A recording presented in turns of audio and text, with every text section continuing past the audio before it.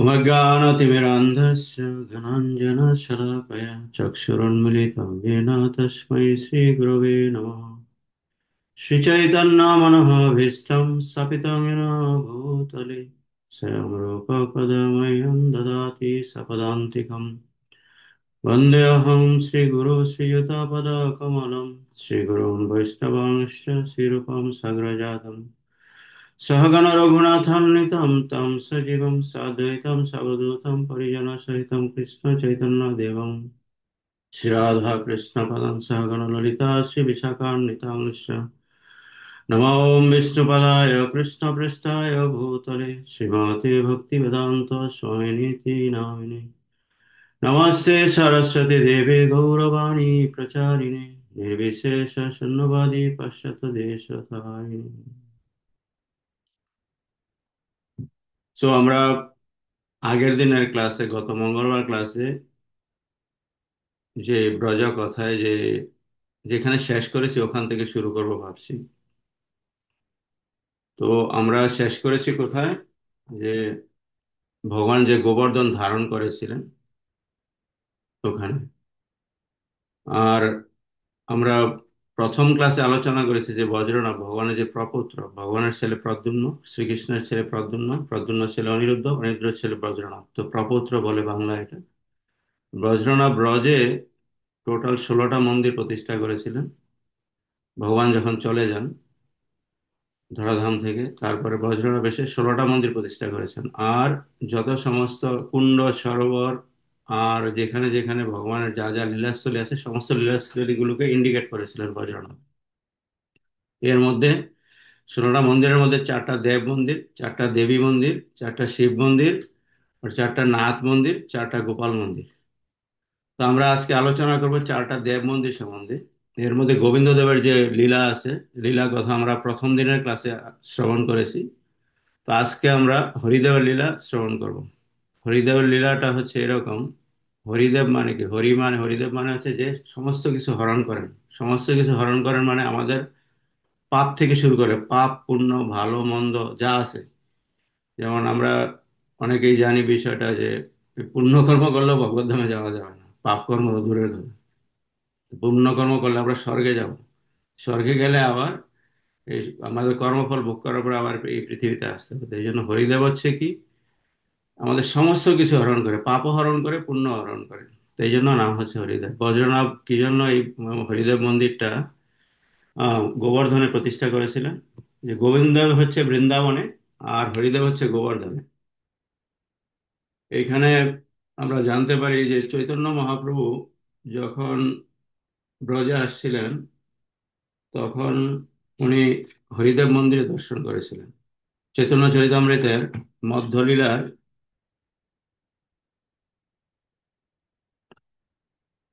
আহ, মধ্যলীলার 18তম অধ্যায়ের শ্লোক নাম্বার 16, 15 থেকে পড়ছি আমরা। চৈতন্য চরিতামৃত মধ্যলীলা 18 অধ্যায় শ্লোক নাম্বার 15 থেকে পড়ছি। তবে চলিয়া আইলা প্রভু সুমন সরোবর, তাহা গোবর্ধন দেখি হইলা বিহ্বল। গোবর্ধন দেখি প্রভু হইলা দণ্ডবৎ, একশিলা লিদিয়া অলঙ্গিয়া হইল উন্মত্ত। প্রেমমত্ত চলিয়া আইলা গোবর্ধন গ্রাম, হরিদেব দেখি তাহা হইলা প্রণাম। মানে গোবর্ধন গ্রামে এসে হরিদেবকে দেখে চৈতন্য মহাপ্রভু দণ্ডবত প্রণাম প্রণাম করেছেন। মথুরা পদ্মের পশ্চিম দলে যার বাস, হরিদেব নারায়ণ আদি পরকাশ। হরিদেব আগে নাচে প্রেমে মত্ত হইয়া, সব লোক দেখিতে আইল আশ্চর্য শুনিয়া। তো চৈতন্য মহাপ্রভু এই হরিদেব মন্দিরকে দর্শন করেছিলেন। তো আমরা আগেও আলোচনা করেছি, আমরা এখন বৃন্দাবনে যা যা দর্শন করতেছি, এই যে ব্রজমণ্ডলে টোটাল, এটা হচ্ছে কি ভগবান যে লীলা বিলাস করে এই পৃথিবী থেকে চলে যাওয়ার পরে ভগবত ধামে, তখন হরিদেব সমস্ত কিছু ইন্ডিকেট করেছিলেন কোথায় ভগবান কি লীলা করেছেন। আর তারপরে এসে চৈতন্য মহাপ্রভু রূপ সনাতন প্রথমে ভূগর্ভ গোস্বামী ও লোকনাথ গোস্বামীকে পাঠিয়েছিলেন, তারপরে সুবুদ্ধি রায়কে পাঠিয়েছিলেন বৃন্দাবনে, তারপরে আহ, রূপ সনাতন গোস্বামীকে পাঠিয়েছেন, তারপরে জীব গোস্বামী, তার যে দু তিন মুখ্য শিষ্য মানে শিক্ষা শিষ্য আছে, আহ, যে নরোত্তম দাস ঠাকুর, তারপরে শ্যামানন্দ প্রভু, আহ, এনাদেরকে যে ব্রজমণ্ডল পরিক্রমায় পাঠিয়েছিলেন। তো ওনারা যে ব্রজমণ্ডল পরিক্রমা দর্শন করেছেন, ওই ব্রজমণ্ডল পরিক্রমা অনুসারে আমরা এখন শ্রবণ করছি আর কি। তো আমরা যা কিছু শ্রবণ করছি বজ্রনাভ, তারপরে চৈতন্য মহাপ্রভুর নির্দেশে রূপ সনাতন গোস্বামীরা যেরকম করে করেছেন, এই জন্য চৈতন্য চরিতামৃতটা হচ্ছে মুখ্য বিষয় আর কি। এখানে চৈতন্য মহাপ্রভু কি করে ব্রজমণ্ডল দর্শন করেছেন এটা সম্পূর্ণ প্রমাণ পাওয়া যায়। তো আমরা যেই কথায় আসছিলাম যে হরিদেব কি হচ্ছে, হরিদেব সমস্ত কিছু হরণ করে, আমাদের পাপও হরণ করে, পুণ্য হরণ করেন। আপনারা যে হরিদেব বিগ্রহটা আছে, আপনারা যদি দেখেন, এটা আহ, যে গোপাল বিগ্রহ প্রতিষ্ঠা করেছিলেন বজ্রনাভ গোবর্ধনের উপরে, মাধবেন্দ্রপুরী যে বিগ্রহকে পরে পেলেন, সেম বিগ্রহ আছে একদম। বাম হাতের কনিষ্ঠ আঙ্গুল উপরে দাঁড়িয়ে গোবর্ধনধারীর মতো, আর এই ডান হাতটা কোমরের মধ্যে রাখা, আর চরণ দুইটা একদম বরাবর এরকম রাখা। মানে কৃষ্ণ যে ত্রিভঙ্গ মুরারি আছে, এক পায়ের উপরে ভর করে আরেক পায়ে দাঁড়ানো, ওই রকম নয়, বা বাঁশি বাজানো ওই বিগ্রহ নয়। হরিদেব হচ্ছে একদম চরণ দুইটা এরকম সমান। আপনারা যদি যারা নিউ বৃন্দাবনে আসছেন, যে গোপালনাথ যে বিগ্রহ আছে, এখানে শ্রীনাথ যে বিগ্রহ আছে, দর্শন করবেন, হরিদেব সেম বিগ্রহ। তো তো এই জন্য বলা হয় যে হরিদেব এই যে গোবর্ধন ধারণ করেছিলেন যখন, তখন গোবর্ধনের ওজন খুব বেশি, ভাবটা ভাবটা এরকম যে কোমরে একটা হাত রাখছেন আর এক পায়ের উপরে ভর না করে দুই পায়ে একদম সমান তালে রেখেছেন। তো হরিদেব যে মন্দির প্রতিষ্ঠা করেছেন, হরিদেব মানে হচ্ছে আমাদের সমস্ত কিছু হরণ করে। তো ভগবান যখন এই ভগবানের গোবর্ধনধারী রূপটা বজ্রনাভ কেন প্রতিষ্ঠা করলেন, এই জন্য প্রতিষ্ঠা করলেন, আমরা আগের দিন ক্লাসে শ্রবণ করেছিলাম যে ভগবান যে গোবর্ধন গোবর্ধন ধারণ করেছিলেন, তখন 5 রসের ভক্ত এই গোবর্ধনের নিচে এসেছিলেন, যারা সবাই সমস্ত ব্রজবাসীরা এসেছিলেন। এর মধ্যে 5 রসের ভক্ত ছিল: শান্ত, দাস্য, সখ্য, বাৎসল্য, মাধুর্য। তো আমরা একটু টাচ করেছিলাম যে কারা কারা শান্ত, দাস্য, সখ্য, বাৎসল্য, মাধুর্য রসের ভক্ত। আর একটা এক্সাম্পল দিয়েছিলাম আমরা, কি একটা ক্লাস 1 2 3 4 5 ক্লাসের এক্সাম্পল, আপনাদের হয়তো মনে আছে। তো হরিদেব আহ, হরিদেব যখন ভগবান যখন গোবর্ধনকে ধারণ করেছিলেন, এই রূপটা হচ্ছে হরিদেবের বিগ্রহ। তো তখন কি হয়েছে যে মুখ্য যে আমরা জিনিসটা দেখি যে সুদর্শন চক্র, এই যে বৃষ্টি হইলো, একটা কোশ্চেন রেখেছিলাম আমি, যে 7 দিন 7 রাত্র যে ইন্দ্র বৃষ্টি দিল, ঝড় তুফান দিল, তখন কি করে ব্রজবাসীদের রক্ষা করলেন ভগবান? তো প্রথম কারণটা ছিল কি, সুদর্শন চক্র সমস্ত ঘুরে ঘুরে সমস্ত জল শেষ করে দিত। তারপরে যে ছিটে ফোঁটা বাকি ছিল, যে ঋষি ছিল, ঋষি, তারপরে ওই ঋষি সমস্ত জল খেয়ে ফেললো। আর আরেকটা অনন্তনাগ রূপে বলদেব, বলদেব কি করলো, চারিদিকে গোবর্ধনের বেষ্টনী করে দিল, যাতে কিছুই প্রবেশ করতে না পারে। আর ভিতরে থেকে গোবর্ধনের নিচে থেকে কেউ কোনো কিছুই বুঝতে পারলো না যে বাইরে বৃষ্টি ঝড় তুফান কিছু হচ্ছে। তো তখন 5 রসের ভক্ত ছিল। যেমন আমরা জানি যে কেউ কেউ বলে যে যত মত তত পথ, যত মত তত পথ নয়, এটা সম্পূর্ণ ভ্রান্ত ধারণা। মত হচ্ছে 5টা, পথও 5টা।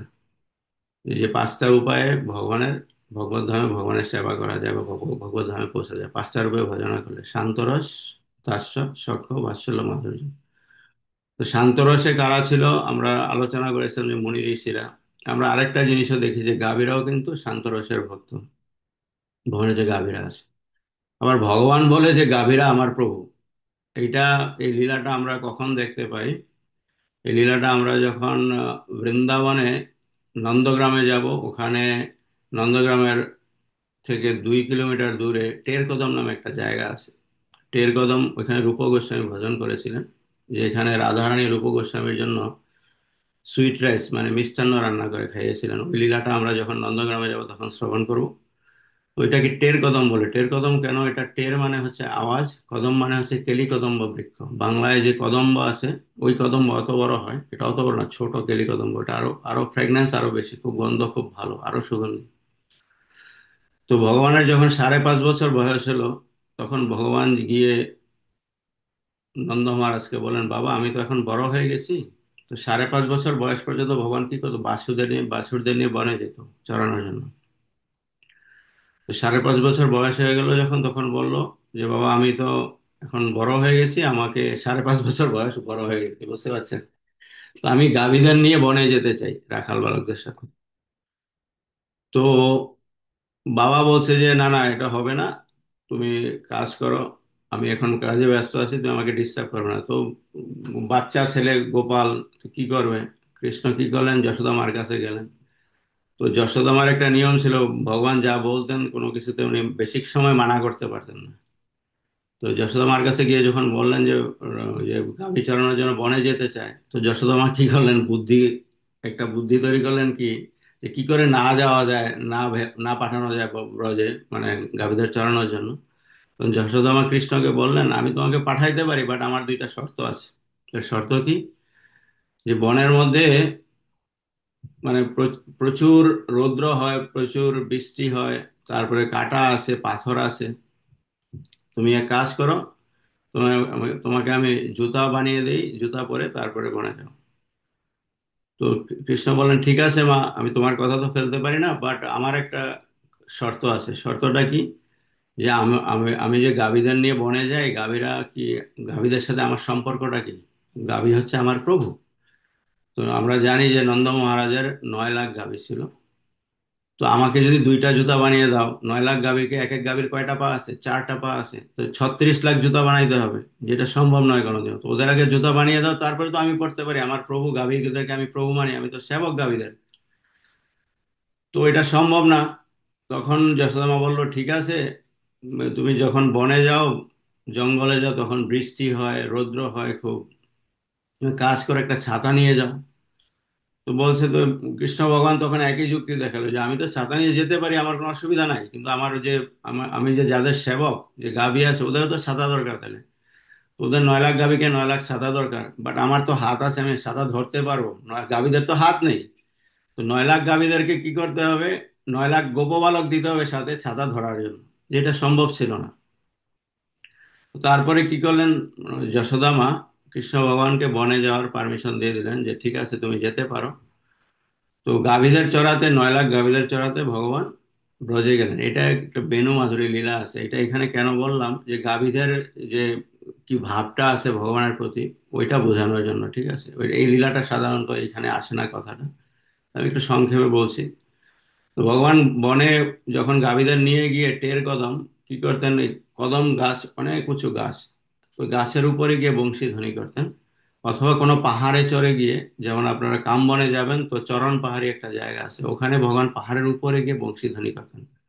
কারণ কি ছিল? কারণ ছিল 9 লাখ গাভী আছে, এরা বংশীধ্বনি, ভগবানের বংশীধ্বনি শুনলে তারপরে বনে চলে যাবে। আবার যখন সূর্যাস্তের সময় হবে, তখন আবার ভগবান বংশীধ্বনি করলে আবার উম, তখন এরা বন থেকে রিটার্ন আসবে, ঠিক আছে? তো একবার যাওয়ার সময় বংশীধ্বনি করতেন ভগবান, আবার রিটার্ন আসার সময় বংশীধ্বনি করতেন। সো বেনু মাধুরীতে এটা বর্ণনা আছে যে ভগবানের যে বংশীধ্বনি, বাঁশির যে সুর ছিল, 8 রকম সুর বাজাতেন। 8 রকম সুর কেন বাজাতেন? 8 রকম সুর 8 প্রকার ভক্তের জন্য। যে ভক্তের যে ক্লাসিফিকেশন আছে, যে কত রকম ভক্ত, 8 প্রকার ভক্তদের জন্য 8 রকম সুর বানাতেন ভগবান। যখন প্রথম সুরটা বাজাতেন, প্রথম টিউনটা, তখন ব্রহ্মার শিবের ধ্যান ভঙ্গ হয়ে যেত। ব্রহ্মা শিবের ধ্যান ভঙ্গ কিরকম হতো? আপনারা একটা ভজন হয়তো শুনে থাকবেন, ব্রহ্মা বলে চতুর্মুখে, কৃষ্ণ কৃষ্ণ হরে হরে, মহাদেব পঞ্চমুখে, রাম রাম হরে হরে। এই এই কোথায় গেল? হ্যাঁ। তো এই গানটা যখন প্রভুপাদ একদিন হঠাৎ করে মায়াপুরে গাইছেন, আজ থেকে মনে করেন 50 বছর আগে, তখন মায়াপুরে তো তখন সমস্ত বিদেশি শিষ্য ছিল প্রভুপাদের। তো ওরা বলছে যে প্রভুপাদ তো এটা কখনো গায়নি, প্রভুপাদ কেন গাইছেন এই ব্রহ্মা বলে চতুর্মুখে, কৃষ্ণ কৃষ্ণ হরে হরে, মহাদেব পঞ্চমুখে, রাম রাম হরে হরে? প্রভুপাদ লীলামৃতে আছে এই কথাটা। তখন প্রভুপাদের এক শিষ্য প্রশ্ন করলেন, প্রভুপাদ এইটার অর্থ কি? বলছে যে এখানে হরিনাম সংকীর্তন হচ্ছে, তোমরা দেখতে পাচ্ছ না, এখানে ব্রহ্মা মহেশ সমস্ত দেবতারা আছেন। তো ব্রহ্মা 4 মুখে ভগবানের নাম করে, আর শিব 5 মুখে ভগবানের নাম করে। এখানে আছে, বাট তোমরা দেখতে পাচ্ছ না, আমি দেখতে পাচ্ছি। এটা প্রবাদ লীলামৃতে আছে, আপনারা প্রবাদ লীলামৃত যারা পড়েছেন এরা আরেকবার দেখে নেবেন। তো ভগবান যখন প্রথম সুরটা বাজান বাঁশির, প্রথম সুরটা কাদের জন্য? শিব আর ব্রহ্মার জন্য। শিব আর ব্রহ্মা কি করে? শিব চার পাঁচ মুখে আর ব্রহ্মা চার মুখে ভগবানের নাম করে। তো ভগবানের নাম যখন করে, তো ভগবানের বংশীধ্বনিটা আছে না, এই যে ভগবানের নামের মতো সেম সমান, বংশীধ্বনি আর নামের মধ্যে কোনো পার্থক্য নেই। তো বংশীধ্বনি যখন করে, বংশীর আওয়াজ শুনে ভগবান শিব আর ব্রহ্মার ধ্যান ভঙ্গ হয়ে যায়। এই বংশীধ্বনির প্রতি আকর্ষণ হয়ে এদিকে ছুটতে থাকে এরা। তো প্রথম সুরটা হচ্ছে ভগবানের শিব আর ব্রহ্মার জন্য। ভগবান যখন দ্বিতীয় সুরটা বাজায়, দ্বিতীয় সুরটা হচ্ছে গিয়ে, এই যে যমুনা আছে না, যমুনা উল্টা দিকে প্রবাহিত হয়। যমুনা মনে করেন এদিক থেকে এদিকে যাচ্ছে, আর ভগবান এদিকে বংশীধ্বনি করছেন। তো যমুনা ওই দিক থেকে না, এদিকে না গিয়ে উল্টা দিকে ভগবানের দিকে প্রবাহিত হচ্ছে না, আবার স্রোতটা, মানে যমুনার স্রোত চেঞ্জ হয়ে যায়, উল্টা দিকে প্রবাহিত হয়। তো প্রথম টিউনটা হচ্ছে, প্রথম যে সুরটা বাজালেন এটা শিব আর ব্রহ্মার জন্য, মনে রাখবেন, ধ্যান রাখবেন ঠিক মতো। আর দ্বিতীয় সুরটা ভগবান যে বাজালেন যমুনাজি, যমুনার জন্য, যমুনা উল্টা দিকে প্রবাহিত হয়, ভগবানের দিকে চলে আসে। আর তৃতীয় সুরটা বাজালেন ভগবান গাভীদের জন্য। গাভীরা, ভগবান যখন তৃতীয় সুরটা বাজান তখন গাভীরা কি করে? দৌড়ে দৌড়ে ভগবানের দিকে ছুটে আসে, ভগবানের দিকে ছুটে আসে। আর আর প্রথম প্রথম যখন ভগবান বনে শেঠের কদম এসে বংশীধ্বনি করলেন, তখন গাভীরা কি করে? ছুটে ছুটে চলে যায় বনে ঘাস খাওয়ার জন্য। আর বিকালবেলা যখন এই সেম টিউনটা বাজান, তখন গাভীরা দৌড়ে দৌড়ে ভগবানের দিকে ছুটে আসে। আর চতুর্থ টিউনটা ভগবান বাজান যে চাঁদের জন্য। চাঁদ কি করে? যে রাস পূর্ণিমা আসতেছে সামনে, তো চাঁদ কি করে স্থির হয়ে যায়? স্থির হয়ে যায় কি জন্য? ভগবানের যে রাস লীলা আছে, এই লীলাটা যাতে বেশিক্ষণ সময় ধরে করতে পারেন। ভগবানের বংশীধ্বনি শুনে চাঁদ একই জায়গায় থাকে, চাঁদ এক, মানে অন্য জায়গায় যায় না। আর ভগবানের যে পঞ্চম টিউনটা আছে, 5 নম্বর সুরটা, এটা বাজান জেনারেলি গোপীদের জন্য। গোপীরা কি করে? সমস্ত কিছু ভুলে দৌড়ে দৌড়ে ভগবানের দিকে ছুটে আসে ভগবানের রাসলীলার জন্য। রাসলীলায় যখন, আমি আগে বলেছি আপনাদের, এই রাসলীলা বা ভগবানের যে কনজুগাল পাস্ট টেন্স বলে, এটা আমরা বেশি আলোচনা করবো না, জাস্ট টাচ দিয়ে যাবো, ঠিক আছে? তো কি করে গোপীরা সবকিছু ভুলে গিয়ে ভগবানের বংশীধ্বনি, 5 নম্বর বংশীধ্বনিটা যখন করে, তখন সবকিছু ভুলে গিয়ে ভগবানের দিকে ছুটে আসে। আর 6 নম্বর বংশীধ্বনিটা করে কি? যে স্প্রিং সিজন, বসন্ত ঋতুর জন্য। তো বসন্ত ঋতু ভগবান যখন রাসলীলা করে, বসন্ত ঋতু হইলে ফুলে ফলে পুরা ব্রজ ভরে যায়।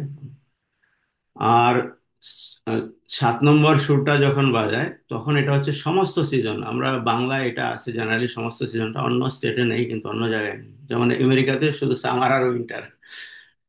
তো গ্রীষ্ম, বর্ষা, শরৎ, হেমন্ত, শীত, বসন্ত, এই 6টা ঋতু একসাথে চলে আসে। যে 6টা ঋতু একসাথে আসলে কি হয়? ভগবানের লীলা বিলাসে আরো বেশি সুবিধা হয়। আর অষ্টম যে সুরটা বাজায়, এটা খুব স্পেশাল, এটা একমাত্র রাধারানীর জন্য। তো রাধারানী যখন এই সুরটা শুনতে পায়, তখন দৌড়ে দৌড়ে রাসলীলার জন্য ভগবানের কাছে চলে আসে। এই যে 8টা বাঁশির সুর আছে, 8 প্রকার ভক্ত এখানে ভগবানের বংশীধ্বনি শুনতে পায়। তো পয়েন্টগুলো মনে রাখবেন সবাই। আট আট আট 8 প্রকার ভক্তের জন্য 8 রকম বংশীধ্বনি করতেন। 8 নম্বর বংশীধ্বনিটা স্পেশালি রাধারানীর জন্য। আমরা রাধারানীর একটা লীলা জানি, যে ওই দিন ভগবানের রাসলীলা হবে বর্ষানার কাছে। রাধারানী যে 8জন সখী আছে, ললিতা, বিশাখা, চিত্রা, চম্পকলতা, ইন্দুলেখা, তুঙ্গবিদ্যা, রঙ্গদেবী, সুদেবী, তুঙ্গবিদ্যার গ্রামে, তুঙ্গবিদ্যার গ্রামে, এই গ্রামটার নাম হচ্ছে অঞ্জনেক গাঁও। 6 নম্বর গোপী যে আছে, মেইন আট আট গোপীর মধ্যে। তো অঞ্জনেক গাঁও কেন অঞ্জনেক বলে? আপনারা যে মাতাজিরা যে কাজল পরে চোখের মধ্যে, হিন্দিতে মাস্কারা বলে, ঠিক আছে? তো হিন্দিতে অঞ্জন অঞ্জন বলে, অঞ্জনেক বলে, আর মাস্কারা বলে ইংরেজিতে। এই কাজলের নামে এই গ্রামটা হয়েছে, তুঙ্গবিদ্যা দেবীর গ্রাম। যে রাধারানী যে 8জন মেইন সখী আছে।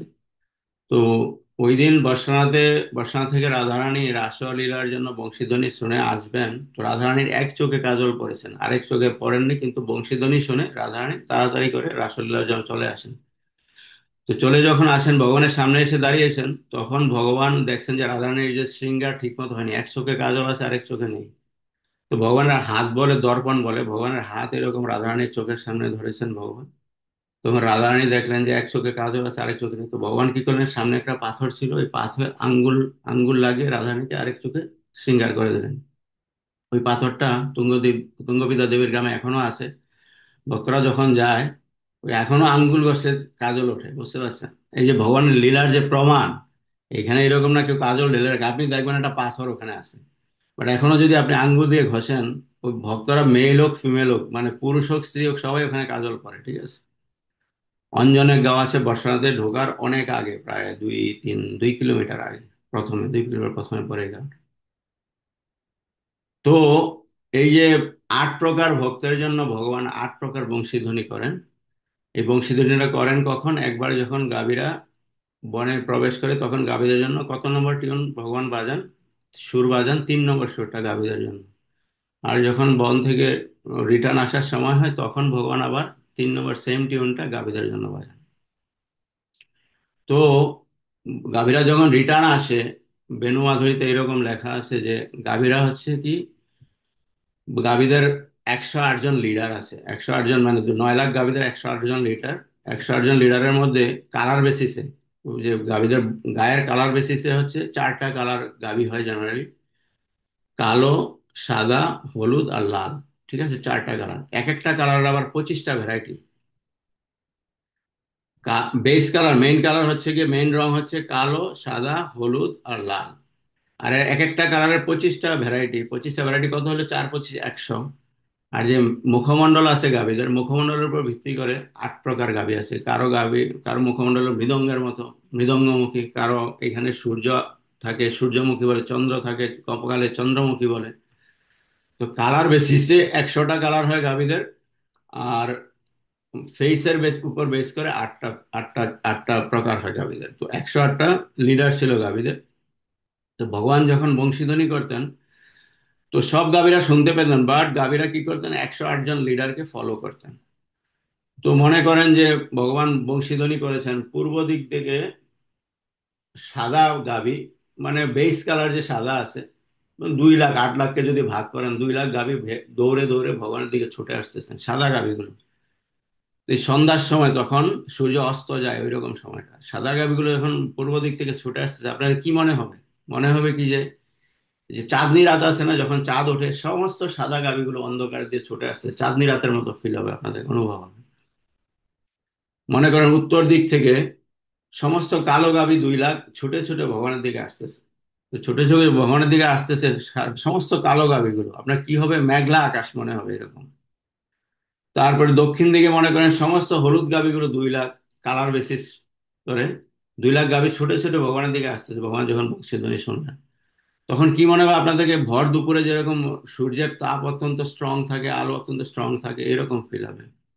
আর পশ্চিম দিক থেকে মনে করেন সমস্ত 2 লাখ লাল গাভীগুলো ছুটে ছুটে ভগবানের দিকে আসতেছে। তখন আপনার কি মনে হবে? মনে হবে কি যে, সূর্য যখন অস্ত যায়, অস্ত যাওয়ার সময় যে আকাশে লালিমা পড়ে না, একটা লাল লাল ভাব হয় আকাশটা, পশ্চিম দিকের আকাশটা। ওই ভাবটা, তো একই সময়ে দিনের 4টা মুড আপনারা বুঝতে পারবেন, ঠিক আছে? যে একদিকে মুনলিট নাইট, মানে হচ্ছে চাঁদনি রাতের মতো; একদিকে মেঘলা আকাশের মতো; একদিকে ভর দুপুরের মতো; আরেকদিকে হচ্ছে সূর্য অস্ত যায়, যখন সূর্যাস্তের যে সিনটা আছে ওই রকম, ঠিক আছে? তো এই যে 108 প্রকার গাভী আছে ভগবানের, গাভীদের লিডার 108 জন আছে, এর কারণটা কি? কারণটা হলো এর গুরু পরম্পরা। আমরা যা কিছু করি গুরু পরম্পরা ফলো করি। আমার গুরু পরম্পরা মেইন কে? ভগবান শ্রীকৃষ্ণ। ভগবদ গীতায় আছে, দেখে নেবেন। ভগবান শ্রীকৃষ্ণ ব্রহ্মা, নারদ, ব্যাসদেব, মধ্বাচার্য, পদ্মনাভ, হরি, মাধব, অক্ষোভ্য, জয়তীর্থ, জ্ঞানসিন্ধু, দয়ানিধি, বিদ্যানিধি, রাজেন্দ্র, জয়ধর্ম, পুরুষোত্তম, ব্রহ্মানন্দিত, ব্যাসতীর্থ, লক্ষ্মীপতি, মাধবেন্দ্রপুরী, ঈশ্বরপুরী, নিত্যানন্দ, দ্বৈতাচার্য প্রভু, চৈতন্য মহাপ্রভু, রূপ গোস্বামী, স্বরূপ দামোদর, সনাতন গোস্বামী, শ্রীজীব গোস্বামী, কৃষ্ণদাস কবিরাজ গোস্বামী, নরোত্তম দাস ঠাকুর, বিশ্বনাথ চক্রবর্তী ঠাকুর, এরকম করে যত আমাদের গুরু পরম্পরা আছে, প্রভুপাদ পর্যন্ত, ঠিক আছে? তো ভগবান কি করছেন? প্রতিদিন সকালবেলা একবার 108টা গাভীর নামে বংশীধ্বনি করছেন, 108 বার বংশীধ্বনি করছেন। আবার রিটার্ন যখন আসছেন, 108 বার গাভীদের নামে বংশীধ্বনি করছেন। তো ভগবান কতবার কারণ শাস্ত্রে আছে ভগবানের প্রভুকে, ভগবান কাদেরকে সেবা করেন? গাভীদের সেবা করেন। তো ভগবানের প্রভু হচ্ছে গাভী। তো ভগবান 108 বার প্রতিদিন গাভীদের নাম নেন। আর আমরা জপমালাতে 108 বার ভগবানের নাম নেই। এই যে আমরা 108 বার জপমালাতে ভগবানের নাম নেই, এটা কারণটা কি? কারণটা হলো, আমরা জপমালাতে কেউ বলি যে ঠিক আছে 108টা উপনিষদ আছে। আবার আরেকটা কারণ আছে কি, 108 জন গোপী আছে। বাট মেইন কারণ হচ্ছে কি, গুরু পরম্পরা। ভগবান 108টা গাভীর নাম রোজ নিতেন, আমরা 108 বার ভগবানের নাম রোজ নিই। ঠিক আছে, তো এই পয়েন্টটা নোট করে রাখবেন সবাই, আমরা কেন ভগবানের নাম 108 বার নেই, এটা হচ্ছে মেইন পয়েন্ট। ঠিক আছে, ভগবানের যে বেনু মাধুরী আছে ওখানে আছে।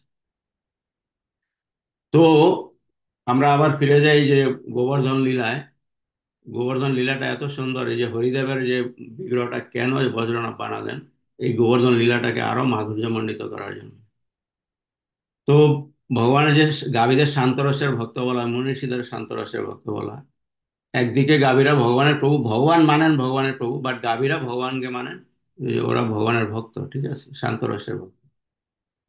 তো গাভীরা কি করছেন, শান্তরসে ভগবানের সেবা করছেন। এই যে ভগবান যখন গিরি গোবর্ধন ধারণ করলেন, 7 দিন 7 রাত্র কারো খাওয়া দাওয়া ছিল না, কিছু ছিল না, খালি ভগবানকে দর্শন করছেন।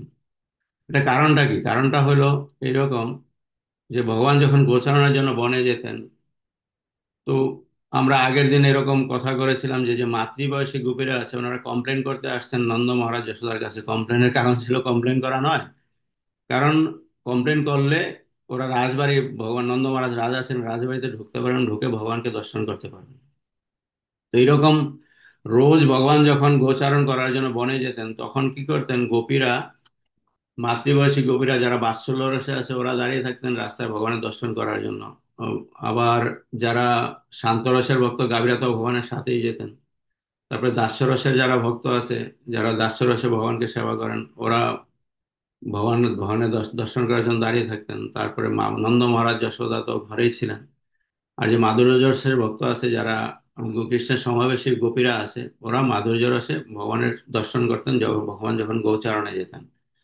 মানে দিনের একটা সময় এরা দর্শন করতে পারতেন ভগবানকে, 24 ঘন্টা নয়। তাদের খুব দুঃখ হইতো যে যে আমরা কেন ভগবানকে সব সময় দর্শন করতে পারি না। তার ভগবান অন্তর্যামী, ভগবান সব জানতেন। এই জন্য ভগবান কি করলেন, এমন একটা ব্যবস্থা বানালেন যে 5 রসের ভক্তরা যাতে ভগবানকে এই গোবর্ধনের নিচে দর্শন করতে পারে।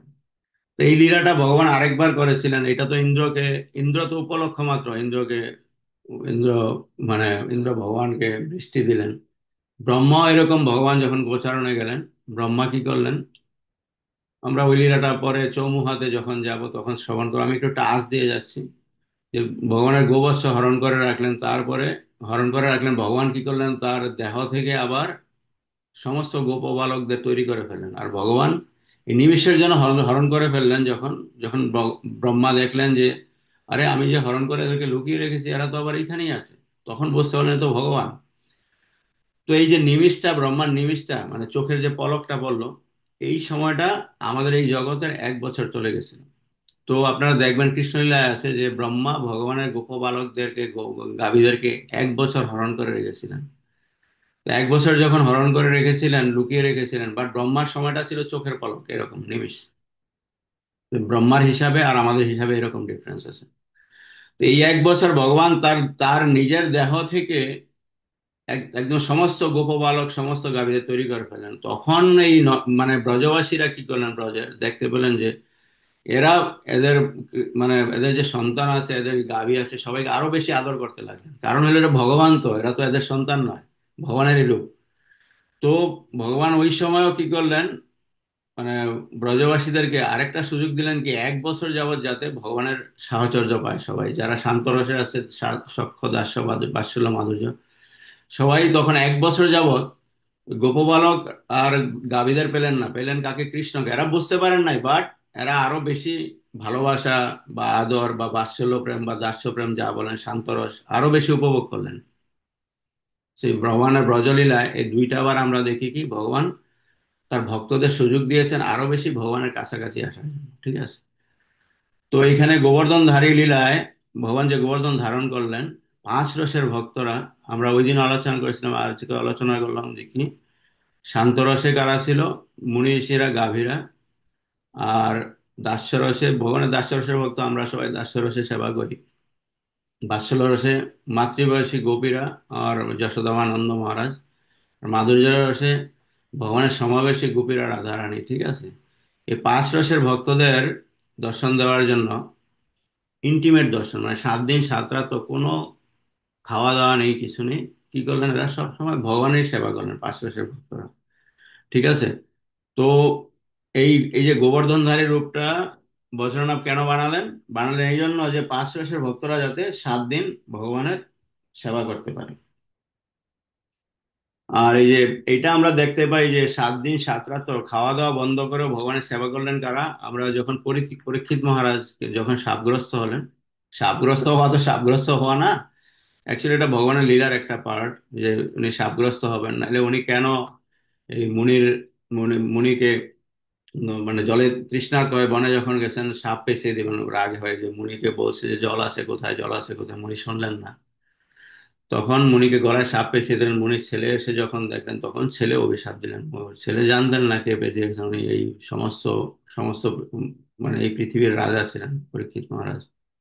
তো পরীক্ষিত মহারাজ যখন 7 দিন 7 রাত সুখদেব গোস্বামী হরিকথা শ্রবণ করালেন, তখন ওখানে সমস্ত মনীষী, 68,000 মনীষী আসছিল, আমরা যা শাস্ত্র হিসাবে জানি।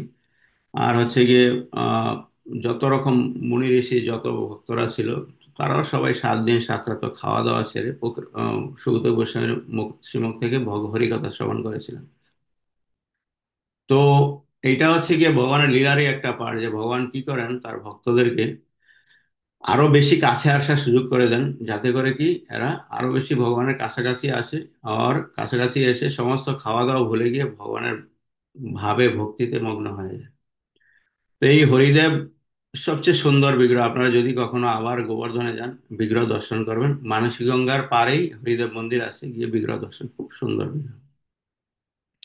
তো আমরা এরপরে যাব ভগবানের লীলাস্থলী গোবিন্দদেব। তো আমরা শুনে নিয়ে শ্রবণ করেছি প্রথম দিনের ক্লাসে। আমরা যাবো দাউজিতে বলদেব। 4টা বিগ্রহ ভগবান প্রতিষ্ঠা করেছেন দেব মন্দির, গোবর্ধনে হরিদেব, মথুরাতে কেশবদেব, দাউজিতে বলদেব, আর বৃন্দাবনে গোবিন্দদেব। তো আমরা গোবিন্দদেবের লীলা, বলদেবের লীলা শ্রবণ করব। বলদেব হচ্ছে কি? বলদেব হচ্ছে কি সংকর্ষণ। সংকর্ষণ মানে কি? সমস্ত কিছু আকর্ষণ করেন সংকর্ষণ। তো আমরা যে কৃষ্ণ ভগবানের লীলায় জানি, কংস যখন নন্দ মহারাজ আর সরি দেবকী আর বসুদেবকে কারাগারে রাখলেন, তখন দেবকীর গর্ভে ভগবানের 6টা সন্তান, সপ্তম সন্তান যখন আসলো, সপ্তম সন্তান কে আসলো? বলদেব আসলেন। বলদেব কেন আসলেন? কারণ হলো কি, বলদেবের রূপটা আসলে কি আর কাজটা কি, সেবাটা কি? বলদেবের সেবা হচ্ছে সব সময় ভগবানকে সাহায্য করা, আর ভগবানের ইউজ করা যত সমস্ত কিছু জিনিস আছে, ভগবান যে ঘুমায় যে খাট আছে, বেড আছে, তারপরে ভগবানের যে প্রসাদ, ভগবান যে খাওয়া দাওয়া করেন, যে পাত্র আছে, ভগবান যে বাজান ইনস্ট্রুমেন্ট আছে, যা কিছু ভগবানের কাপড় চোপড়, সমস্ত কিছু বলরামের প্রকাশ। So, ভগবান ছাড়া বাকি সবকিছু বলরাম। ভগবান ছাড়া বাকি সবকিছু হচ্ছে বলরাম।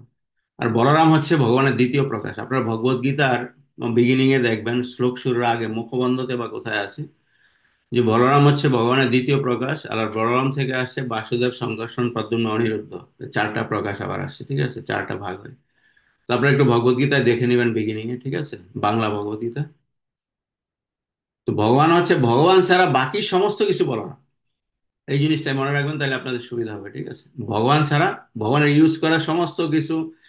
আর এই যে আমাদের অনন্ত কোটি ব্রহ্মাণ্ড আছে, ভগবানের ফণার উপরে আছে, ঠিক আছে। ভগবানের যে হুড আছে, ফণা আছে, এক একটা ব্রহ্মাণ্ড এক একটা ফণার উপরে আছে। এই যে আমাদের পৃথিবীটা, বলরাম বলরাম কি করছেন, এক রূপে পাতালে থেকে এই বলরামের ফণার উপরে আমাদের পৃথিবীটাকে ধরে রেখেছেন।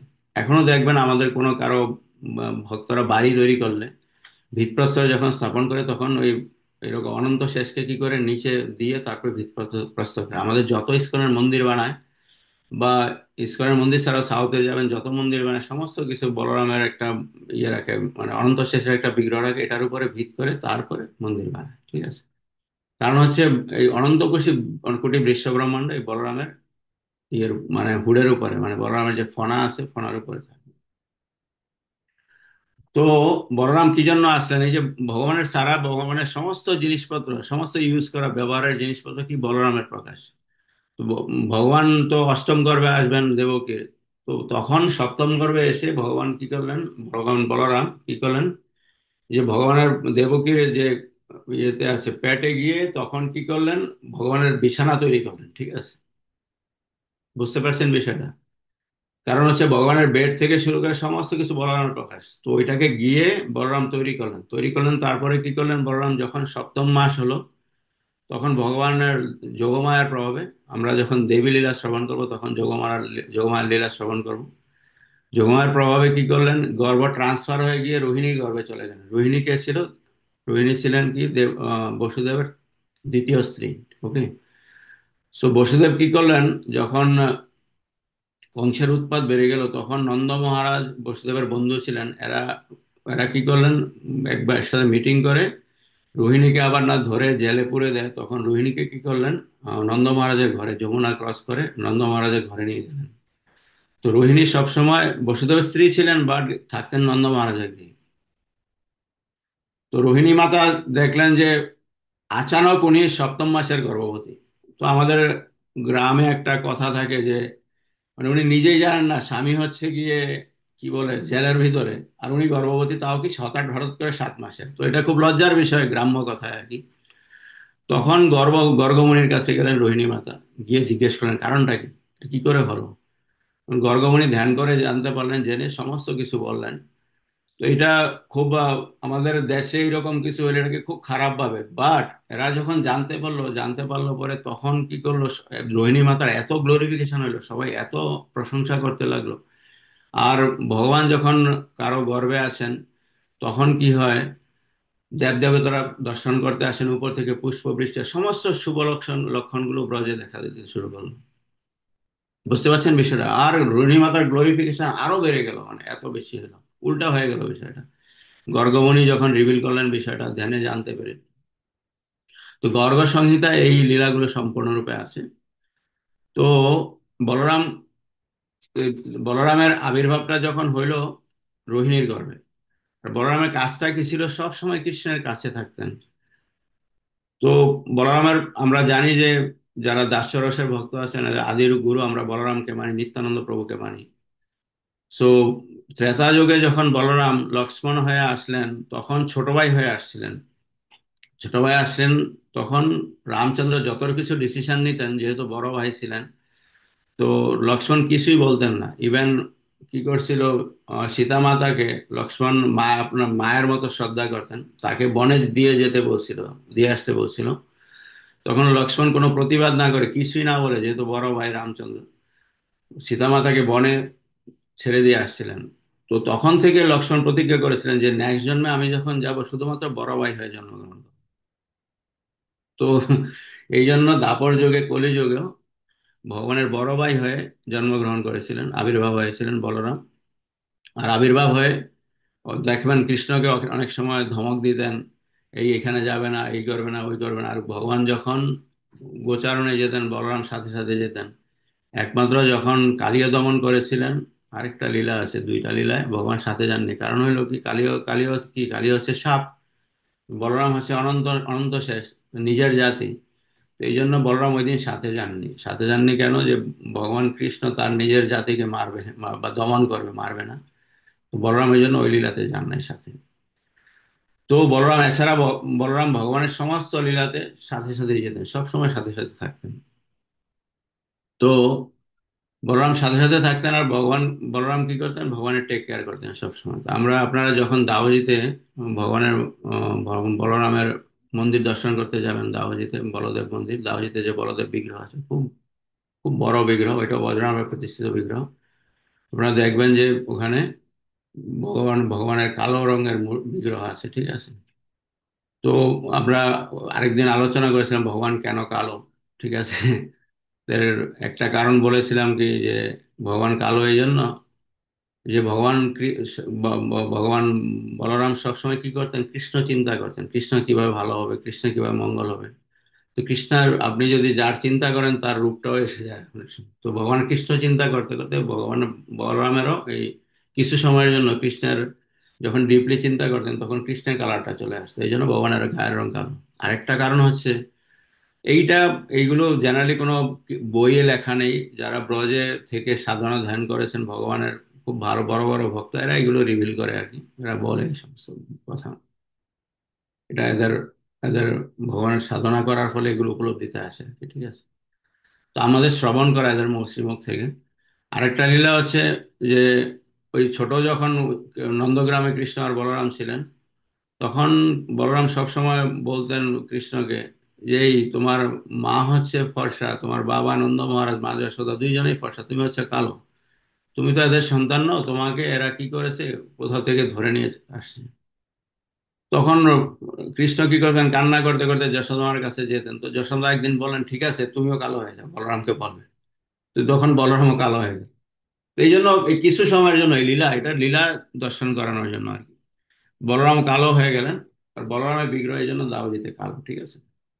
আর এই বিগ্রহ যখন বজরঙ্গ প্রতিষ্ঠা করে গেলেন, প্রতিষ্ঠা করে যাওয়ার পরে তখন কি হলো, কালক্রমে এই বিগ্রহ হারিয়ে গেল। মানে যখন হারিয়ে গেল মানে মুসলমান রাজারা যখন অত্যাচার শুরু করলো ইয়েতে ব্রজে, তখন কি করলো, ওখান থেকে বিগ্রহকে এই দাউজি মন্দিরের পিছন দিকে আছে ক্ষীরসাগর বলে একটা কুণ্ড আছে অনেক বড়, ওখানে ফেলে দিলেন, ফেলে রেখে আসেন। ক্ষীরসাগরে, এই যে ক্ষীরসাগর কেন নাম হলো দেখেন, যে ভগবান যে পুরুষ অবতার আছে, যে কারণোদক সাই বিষ্ণু, গর্ভোদক সাই বিষ্ণু আর ক্ষীরোদক সাই বিষ্ণু, এই তিন বিষ্ণু কার উপরে আছে, অনন্ত শেষের উপরে শায়িত আছে, ঠিক আছে। কারণোদক সাই বিষ্ণু কার উপরে, কারণ সমুদ্রে অনন্ত শেষের উপরে শায়িত আছে। আর ক্ষীরোদক সাই বিষ্ণু ক্ষীরসাগরে, ক্ষীরসাগর মানে হচ্ছে দুধের সাগর, ক্ষীর মানে হচ্ছে সুইট রাইসকে ব্রজে ক্ষীর বলে, তো ক্ষীর মানে সুইট রাইস, মানে দুধের সাগরে ভগবান কি করেছে, তা অনন্ত শেষের উপরে আছে। তার গর্ভোদক সাই বিষ্ণু গর্ভসাগরে, তা অনন্ত শেষের উপর শায়িত আছে। তো অনন্ত শেষ বা বলরাম হচ্ছে ভগবানের সব সময় সঙ্গী, ঠিক আছে, সব সময় ভগবানের সাথে থাকে, ভগবানের টেক কেয়ার করে। তো এই জন্য এই কুণ্ডটার নাম হচ্ছে ক্ষীরসাগর। ক্ষীরসাগরে ওই ওই যে দাউজির যে বিগ্রহটা আছে, বিগ্রহটাকে পরে পেয়েছিল, পাওয়ার পরে তারপরে আবার স্থাপনা করে। ভক্তরা যখন এই ক্ষীরসাগরে দর্শন করতে যায়, তখন কি করে, এই ক্ষীরসাগরে স্নান করে, অনেকে অনেকে জল মাথায় দেয়, অনেকে জল পান করে, খুব সুন্দর। আর দাউজির বিগ্রহ খুব সুন্দর, দাউজির মন্দিরে দাউজির বিগ্রহের সাথে একটা রোহিণী মাতার বিগ্রহ আছে, একটা রেবতী বিগ্রহ আছে, ঠিক আছে। রেবতী হচ্ছে বলরামের স্ত্রী। তো বলরামের স্ত্রীর, এই বলরাম কি করে বিয়ে হলো দেখেন, বলরাম কিন্তু বিয়ে করতে চায় না, কারণ হলো কি, বিয়ে করে বউকে সময় দিবে কখন, কারণ হচ্ছে কেউ তো সবসময় ভগবানের সাথে থাকে, ঠিক আছে, সন্ন্যাসীর মতো, ঠিক আছে। তো ভগবানের বিয়ের লীলাটা এরকম, যে ভগবান যখন আহ, দ্বারকাতে চলে গেছেন কৃষ্ণ বলরামের সাথে, তো ওই সময় আবার রেবত রাজ্যের যে, তার আগের থেকে রেবত রেবত রাজ্যের যে রাজা ছিলেন রেবত, তো উনি কি করছেন, ওনার মেয়ে ছিল রেবতী। তো ওনাকে কি করে বিয়ে দিবেন এই জন্য পাত্র খোঁজা শুরু করলেন। বাট রেবতী আগের জন্মে তপস্যা করেছিলেন কি, যে এই পৃথিবীর, মানে এই অনন্তকোষী বিশ্বব্রহ্মাণ্ডে যে সবচেয়ে শক্তিশালী লোক আছে, একেই উনি বিয়ে করবেন, সবচেয়ে শক্তিশালী যে আছে, সবচেয়ে স্ট্রং যিনি আছে। তো স্ট্রং বলরামের থেকে তো স্ট্রং বেশি কেউ না, কারণ হচ্ছে অনন্তকোষী বিশ্বব্রহ্মাণ্ড বলরামের যে ফণা আছে, ফণার উপরে দাঁড়িয়ে আছে। তো রেবতী যখন তপস্যা করলেন, তো তপস্যা করে, তো ব্রহ্মাজি থেকে বর পেলেন কি, যে উনি বলরামকে স্বামী রূপে পাবেন, বা বলরাম কি কি করে আসবে। তখন রেবত কি করলেন, রেবতী যখন জন্মগ্রহণ করলেন, রেবতীর পিতার নাম হচ্ছে রেবত, মহারাজ রেবত কি করলেন, রেবতীকে নিয়ে এই বিচার করতে গেলেন ব্রহ্মাজির কাছে, ব্রহ্মলোকে গেলেন কি, যে কি করে রেবতীর যে বর আছে, হাজবেন্ড আছে, তাকে খুঁজে পাওয়া যাবে। তো তো যখন গেলেন তখন ব্রহ্মাজি কি করলেন, বিজি ছিলেন, ব্যস্ত ছিলেন। তারপরে ব্যস্ত ছিলেন কি, উনি ডান্স দর্শন করতেছিলেন। তারপরে যখন দর্শন হয়ে গেল, তারপরে রেবতকে জিজ্ঞেস করলেন, রেবত বললেন যে আমি এই কাজের জন্য আসছি। তখন ব্রহ্মা বললেন যে আরে, অনেক বড় মিস্টেক হয়ে গেছে, আপনি যখন আসলেন, এই যে সময়টা পার হইলো ব্রহ্মার লোকে এসে, এই সময় কি করছে, পৃথিবীতে 27টা দিব্য যোগ পার হয়ে গেছে। তো বাট একটা ভালো খবর আছে, ভালো খবরটা কি, এখনই এই সময় ভগবান বলরাম কৃষ্ণের সাথে, সখাদের সাথে ব্রজে লীলা বিলাস করতেছেন। আপনি যান, এই রেবতীর উপযুক্ত বর, আরে সরি, দ্বারকাতে লীলা বিলাস করছেন কৃষ্ণের দ্বারকা রাজধানীতে। তো ওখানেই আপনি পেয়ে যাবেন বলরামকে। তো মহারাজ রেবত যখন রেবতীকে নিয়ে দ্বারকায় প্রবেশ করছেন, অনেক লম্বা, অনেক হাইট, তো ভগবান শ্রীকৃষ্ণ নিজে এসে এদেরকে স্বাগত করেছেন। তখন আর রেবতীর বলরাম তো বিয়ে করতে রাজি হয় না, বাট ভগবান কৃষ্ণ কিছু বলে ভগবান বলরাম মানাও করতে পারে না। আর এটা নির্ধারিত করা ছিল অ্যাকচুয়ালি। রেবতী হচ্ছে ভগবানের সব সময়ের স্ত্রী অ্যাকচুয়ালি। গোলক বৃন্দাবনের রেবতী ভগবানের স্ত্রী। তো রেবতী ছিলেন বলরামের থেকে অনেক বেশি লম্বা। তো ভগবান কি করলেন, বলরাম তার যে হলটা আছে, লাঙ্গলটা আছে, এটা রেবতী যখন বিছানায় শুয়ে আছেন গিয়ে টাচ করলেন, তখন বলরামের সাইজের যে প্রপার সাইজ আছে ওই সাইজ হয়ে গেলেন রেবতী। এই হচ্ছে সংক্ষিপ্তভাবে দেখেন শঙ্কর্ষণের যে লীলা আছে। এই লীলা সৃষ্টিতত্ত্ব বললে না আপনি হিসাব মিলাইতে পারবেন, না আপনি বলে শেষ করতে পারবেন। ঠিক আছে? তো সংক্ষিপ্তভাবে আমাদের ভক্তি কি করে বৃদ্ধি হয়, আমরা সবসময় চেষ্টা করি যে এইটাই বলার জন্য, যে আমরা কি করে এই এই পৃথিবীতে আমরা জন্মগ্রহণ করেছি, যে কোনো কারণে ফল ডাউন হয়েছি ভগবত ধাম থেকে, আবার কি করে ভগবানের কাছে ফিরে যাব। আর ফিরে যাওয়ার জন্য আমাদের যে যে জিনিসগুলো দরকার, কার বাবার নাম কি, কার মার নাম কি, কি করে পড়লাম, ওইগুলো জানার খুব বেশি দরকার নেই, জানলে ভালো। মেইন দরকার কি, ভগবানের লীলা শ্রবণ করে, ভগবানের ভক্তি অর্জন করে কি করে আবার ভগবানের কাছে ফিরে যাওয়া যায়। আর আমরা আরেকটা ছোট লীলা আছে যে এখানে মথুরাতে কেশব দেবের লীলা। টাইম কত আছে? 2 মিনিটে বলে দিব, ঠিক আছে? তো কেশব দেব হচ্ছে মথুরাতে ভগবান কি করলেন, কেশব দেবের মানে বজ্রনাভ ভগবানের কেশব দেবের মূর্তি স্থাপন করলেন। এই কেশব দেব সম্বন্ধে অ্যাকচুয়ালি খুব একটা ধারণা কোনো শাস্ত্রে তেমন নেই। তো চৈতন্য চৈতন্য চৈতন্য মহাপ্রভু সাউন্ড আসছে। প্রভু হরে কৃষ্ণ। প্রভু ওনাকে আপনি মিউট করে দিন, শক্তি স্বরূপিণী মাতাকে মিউট করে দিন। আপনি করতে পারেন না? আপনি হোস্ট শক্তি আছেন তো, স্বরূপিণী আপনি মাতা, ওখানে গিয়ে আচ্ছা। রাইট ক্লিক করে মিউটে অপশন চাপেন। ঠিক আছে, হ্যাঁ করে দিস। তো এখানে চৈতন্য চরিতামৃতে মধ্যলীলায় 17 নম্বর অধ্যায়ের শ্লোক নাম্বার 155 থেকে পড়ো। শ্লোক নাম্বার 155, চৈতন্য চরিতামৃত মধ্যলীলা, শ্লোক নাম্বার 17 অধ্যায় শ্লোক নাম্বার 155। মথুরা নিকটে আইলা, মথুরা দেখিয়া দণ্ডবোধ হইয়া পরে প্রেমাবিষ্ট হইয়া মথুরা আসিয়া কইলা, বিশ্রান্তি তীর্থে স্নান। বিশ্রান্তি তীর্থ মানে হচ্ছে বিশ্রাম ঘাটে। জন্মস্থানে কেশব দেখি করিলা প্রণাম, প্রেমানন্দে নাচে গায়ে সঘন হুঙ্কার। প্রভুর প্রেমাবেশ দেখি লোকে চমৎকার, একত্রিত পরে প্রভুর চরণ ধরিয়া প্রভু সঙ্গে নৃত্য করে প্রেমাবিষ্ট হইয়া। তো এখানে পাওয়া যায় কি, চৈতন্য মহাপ্রভু কেশবদেব দর্শন করেছিলেন, এটা বজ্রনাভের প্রতিষ্ঠিত বিগ্রহ। তো কেশবদেব দর্শন করেছিলেন। আর কেশবদেবের লীলা, যে লীলা আছে, লীলাগুলো এইরকমই একটু পাওয়া যায়, মানে কোনো কোথাও বিস্তারিত ভাবে কিছু পাওয়া যায় না।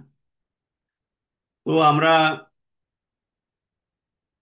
এটা, এই কেশবদেব কেন নাম হলো বিগ্রহের, এটা বজ্রনাভ কেন এত ইম্পর্টেন্স দিয়েছেন। কেশবদেব হচ্ছে কি, এই যে কেশী দানবকে যে ভগবান হত্যা করেছিলেন, বধ করেছিলেন ইয়েতে, যে কেশী ঘাটে আছে, এই জন্য ওনার নাম কেশব হয়েছে। আর যে সংস্কৃতে একটা বিষয় আছে কি, কেশব ক স ঈশ আর ব। কেশব কতে সংস্কৃতে এটার মিনিং করেছে ব্রহ্মা, আর ঈশ মানে শিব, আর বিষ্ণু হচ্ছে বতে। ঠিক আছে? পদ্ম পুরাণে এটা আছে। তো কেশব মানে ভগবানের যে গুণাবতার আছে, ব্রহ্মা বিষ্ণু শিব, এই ব্রহ্মা বিষ্ণু শিবকে বুঝিয়েছে, এই জন্য তার নাম কেশব। আর কেশবের আরেকটা অর্থ হচ্ছে যিনি ইন্দ্রিয়কে জয় করছেন, জিতেন্দ্রিয়। তো ভগবান তো জিতেন্দ্রিয় আমরা জানি, এই জন্য ওনার নাম কেশব। আরেকটা কেশব হচ্ছে কি, যে যে আদি বরাহ পুরাণে আছে, যে এটা যে মথুরাতে যে ভগবানের মানে ভগবানের যে 4টা দেব বিগ্রহ যে বজরঙ্গ বানিয়েছেন, এটা আদি বরাহ পুরাণ আছে। আর কেশব দেব হচ্ছে কি, যার কেশের সজ্জা খুব সুন্দর। ঠিক আছে? ভগবানের কেশ তো খুব সুন্দর ছিল, ভগবান যখন বনমালা লাগাতেন খুব সুন্দর ছিল।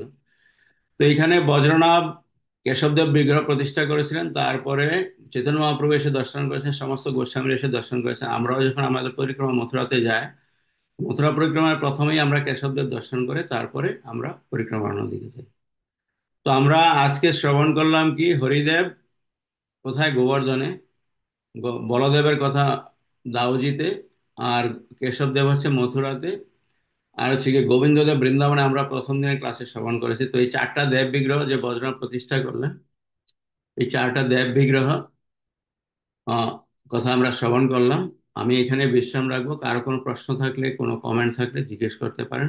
আর নেক্সট ক্লাসে আমরা হয়তো যাব চারটা যে শিব বিগ্রহ, শিব মন্দির প্রতিষ্ঠা করেছেন বা চারটা দেবী মন্দির প্রতিষ্ঠা করেছেন, আমরা সিলেক্ট করব পরে এসে, বা বৃন্দা দেবীর সম্বন্ধে। ঠিক আছে? বৃন্দা দেবীরা তো অনেক বড়। তো কারো কোনো প্রশ্ন থাকলে বা কারো কোনো যদি টিপ্পনী থাকে, কোনো কমেন্টস থাকে বলতে। হরে কৃষ্ণ। যুগল প্রভু, আপনি কন্টিনিউ করেন, আমি ফিরছি এক্ষুনি। হরে কৃষ্ণ। হরে কৃষ্ণ, হরে কৃষ্ণ। ধন্যবাদ প্রভু শ্রীচরণে, ধন্যবাদ সকল বৈষ্ণব মাতাজি শ্রীচরণে। খুব সুন্দর প্রভু আপনার এই প্রবচনটা। হরিদেব বিগ্রহ, গোবিন্দ মন্দির এবং কেশবদেব এর বিগ্রহ মন্দির, এগুলো খুব সুন্দর লাগলো। তো এখানে যদি কারো কোনো ও, বলার থাকে, জিজ্ঞাসা থাকে, আমরা যেটা বুঝতে পারিনি, এরকম কিছু যদি থাকে কৃপা করে একটু আপনারা বলবেন, অথবা যদি কোনো প্রশ্ন থাকে কৃপা করে একটু প্রভুকে বলবেন। প্রভু সেটা যতটুকু সম্ভব চেষ্টা করবে সেটা শুদ্ধি করার জন্য। হরে কৃষ্ণ, হরে কৃষ্ণ।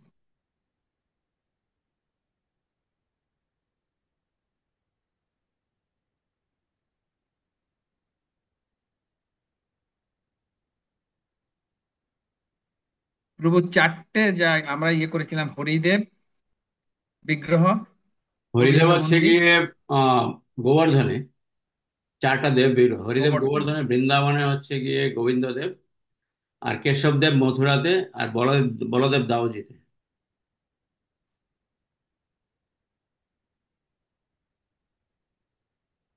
দাউজিতে যাবেন, খুব সুন্দর বিগ্রহ, খুবই সুন্দর বিগ্রহ।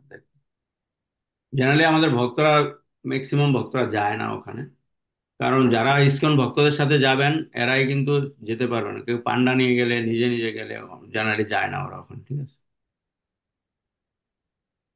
হুম।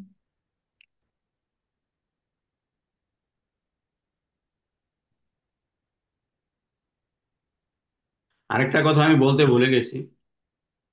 এই যে বৃন্দাবনে যখন যাবেন আপনারা দেখবেন এই রিক্সাওয়ালা রাধে রাধে বলছে যে কাউকে, এই এরকম ডাকে না কেউ, রাধে রাধে এরকম বলে ডাকে, রাধে বলে ডাকে। বাট দাউজিতে যখন যাবেন রাধার কোনো নামই নাই ওখানে। খালি ওই একদিক থেকে আওয়াজ আসবে দাউজি কা ভাইয়া, আরেক দিক থেকে আওয়াজ আসবে কৃষ্ণ কানাইয়া।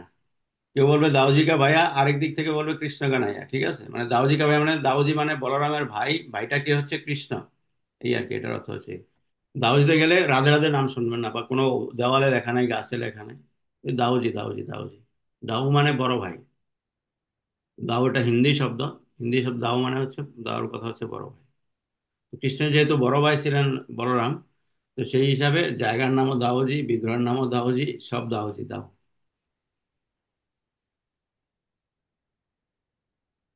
হরে কৃষ্ণ।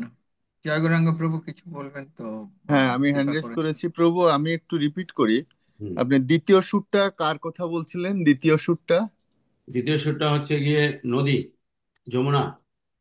যমুনা নদীর জন্য। আচ্ছা।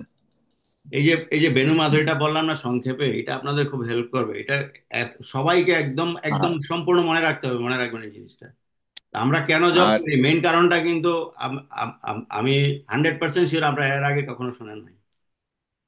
না প্রভু, এখানে যারা আছেন ক্লাসে প্রভু কেউ প্রভু শোনেন নাই। ইভেন আপনি না। আপনার পরিচিত যাদেরকে জিজ্ঞেস করবেন এরাও কেউ শোনে নাই।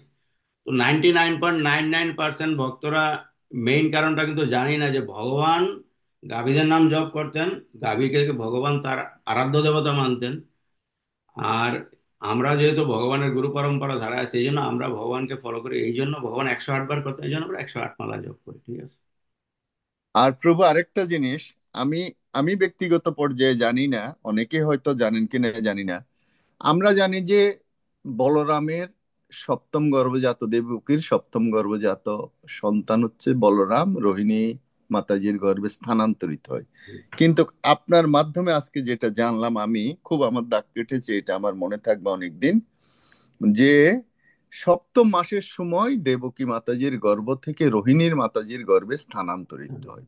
রোহিণী মাতাজি তখন বিব্রত অবস্থায় পড়ে যায়, কি করে এটা হলো। তখন হচ্ছে যে ওনারা চলে যান কার কাছে? গর্গমুনির কাছে, তাই ওটা তো? গর্গ সংহিতাতে সম্পূর্ণ কাহিনীটা আছে, গর্গ মুনি। হ্যাঁ, হ্যাঁ, গর্গমুনির কাছে চলে যান এই ঘটনাটাকে জানার জন্য। তখন গর্গমুনি একদম, উনি মানে ধ্যানের মাধ্যমে সমস্ত কিছু জানলেন যে ভগবান বলরাম আসছেন। সুতরাং তখন সবাই এবার আনন্দ, এবং দেবতারা তখন পুষ্পবৃষ্টি সহ, আমরা আসলে এটা অনেকেই জানতাম না, শুধু একটুকুনি জানি সপ্তম গর্ভ মিসক্যারেজ হয়েছে, সেটা মিসক্যারেজ হয়ে স্থানান্তরিত হয়েছে রোহিণী মাতাজির ঘরে, ওইটা তো এইরকম কংসের একটা জন্য, ধারণা জানি। মিসক্যারেজ তো হয়েছে কংসের জন্য, কংসকে ধোকা দেওয়ার জন্য, বুঝতে পারছেন? হ্যাঁ, সেটা কংসকে ধোঁকা দেওয়ার জন্য। তো অনেক সুন্দর। ব্যক্তিগত আমি বলবো, এটা আমি অনেক মানে সুন্দর একটা পয়েন্ট জানলাম, এটা হয়তো অনেকেই জানে না, তারাও জানলো আপনার ক্লাসের মাধ্যমে আজকে। হরে আপনি কৃষ্ণ। আমার আর পিছনে ফলো কারো, করুন, আমার একটা বুক শেলফ আছে এখানে, আমার কাছে সমস্ত পুরাণ থেকে শুরু করে গর্গ সংহিতা, গোপাল চম্পু সমস্ত বই আছে আমার কাছে। আমি বৃন্দাবনে যখন থাকতাম একসময় আমি প্রচুর পড়াশোনা করতাম। তারপরে যারা পড়াশোনা করে, এই ভক্ত, এরকম ভক্ত ব্রজে প্রচুর আছে, এদের সাথে আমার খুব ফ্রেন্ডশিপ, ঠিক আছে? এখনো হরে যদি আমি কোনো কৃষ্ণ। বিষয়ে কোথাও আটকে যাই, আমি এদেরকে কল করে 2 ঘন্টা 3 ঘন্টা 4 ঘন্টা এদের লেকচার শুনি, শুধুমাত্র এরা কি বলে এটাই শুনি শুধু, ঠিক আছে? আমি কোনো কথাই বলি না, ঠিক আছে? এখনো আমি প্রচুর শুনি, হরে হোয়াটসঅ্যাপে কল করে হরে 4 ঘন্টা আমি একজনের কাছ থেকে শুনি, ঠিক আছে? তো হরে পরশুদিন হরে রাত্রে, কৃষ্ণ। কালকে রাত্রে আমি যে কোনো বিষয়ে কোনো আটকে গেলে ওই সাবজেক্টটা আমি বলি না, অন্য একটা সাবজেক্ট দিয়ে শুরু করে ওই সাবজেক্টটা মাঝে এসে ওটাকে রিভিল করে একদম ক্লিয়ার করে দিয়ে দেয়। এরকম প্রচুর বজে ভক্ত আছে যারা ওখানে থেকে পড়াশোনা করে, সমস্ত শাস্ত্র অধ্যয়ন করে। আর প্রভুপাদ আমাদের জন্য দিয়ে গেছেন কেন, প্রভুপাদের এই কারণটা আমি আপনাদেরকে বলি। প্রভুপাদ অত্যন্ত কৃপালু ছিলেন। উনি দেখছেন যে সমস্ত ভক্তরা যারা কলি জীব আছে, যেমন কেউ এখানে আমেরিকাতে থাকে, তার কাছে তো সময় নাই। এই জন্য প্রভুপাদ ভাগবতম, ভগবদ গীতা, চৈতন্য চরিতামৃত রচনা করে ওইখানে এক্সাম্পল হিসাবে বিভিন্ন শাস্ত্রের উদ্ধৃতি দিয়ে গেছেন। দেখবেন যে প্রচুর শাস্ত্রের উদ্ধৃতি আছে বিভিন্ন শ্লোকে প্রভুপাদের তাৎপর্য, ঠিক আছে? কারণ হলো কি, আমরা এত কিছু জানতে গেলে একটা জীবন যথেষ্ট নয়, ঠিক আছে? আর একটা জীবন যারা শুধুমাত্র শাস্ত্র অধ্যয়ন, যাদের কাজ, যারা শুধুমাত্র শাস্ত্র অধ্যয়ন করে এরাই এটা করতে পারবে। এই যে যারা ব্যবসা বাণিজ্য চাকরি বাকরি নিয়ে আছে, এদের পক্ষে সম্ভবই না। এই জন্য প্রভুপাদ সহজ পন্থাটা দিয়ে গেলেন আমাদেরকে।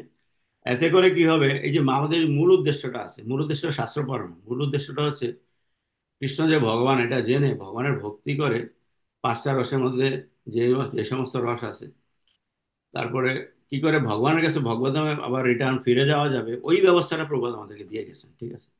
এইটাকে সংক্ষিপ্ত হরে কৃষ্ণ প্রভু।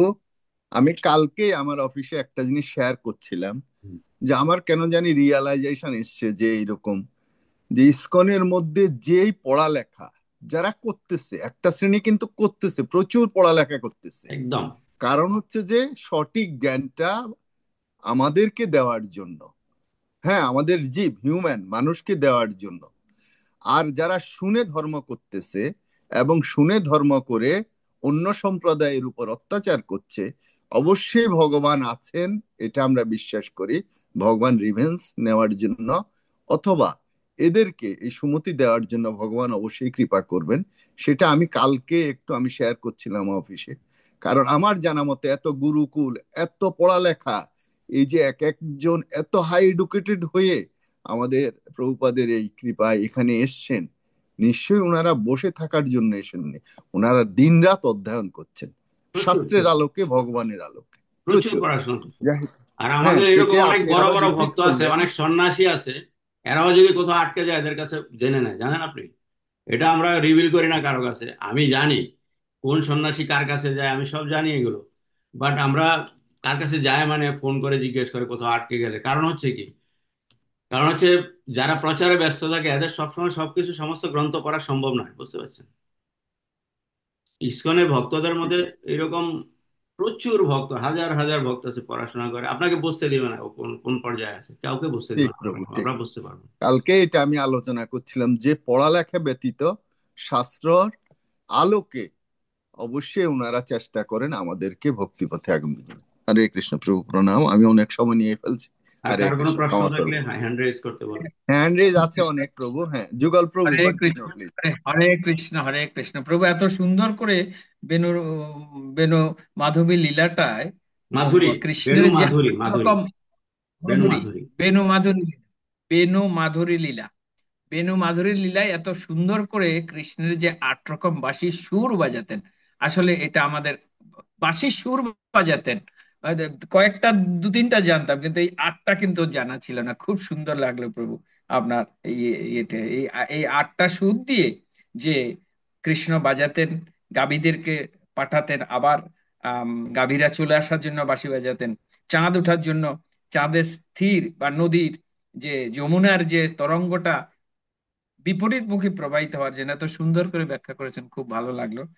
এবং মনে থাকবে, অবশ্যই মনে থাকবে, এগুলো মনে রাখার চেষ্টা করব বারংবার ইয়ে করে। খুব সুন্দর প্রভু, খুব সুন্দর। তা আমি অনুরোধ করব তাপসী মাতাজিকে, তাপসী মাতাজি যদি কোনো প্রশ্ন থাকে অথবা কোনো কিছু ও, বলার থাকে, কৃপা করে একটু বলবেন। হরে কৃষ্ণ। হরে কৃষ্ণ। সকল বৈষ্ণব বৈষ্ণবীদের শ্রীচরণে প্রণাম। প্রভু আপনার চরণে প্রণাম প্রভু। এইমাত্র যে প্রভু বলেছেন ওই সুরের কথা, ধ্বনি,